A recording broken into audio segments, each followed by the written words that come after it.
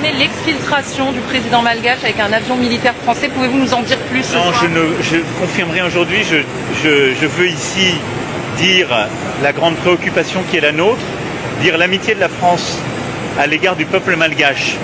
Et au fond, j'ai deux messages. Je pense qu'il est très important que l'ordre constitutionnel, la continuité institutionnelle soit préservée à Madagascar, parce qu'il en va de la stabilité du pays et des intérêts de la population aussi, pour que la communauté internationale puisse continuer d'aider. Parce que si l'ordre international et constitutionnel était rompu, on sait ce qui s'est passé, Madagascar l'a déjà vécu, ce serait évidemment, les premières victimes seraient la population. Et à côté de ça, je veux dire ici, comme partout, qu'on regarde la jeunesse de ces pays avec beaucoup d'admiration, d'affection. On a une jeunesse qui s'est exprimée, qui est politisée, qui veut vivre mieux. Et ça, c'est une très bonne chose. Il ne faut simplement pas qu'elle soit récupérée par des factions militaires ou des ingérences étrangères.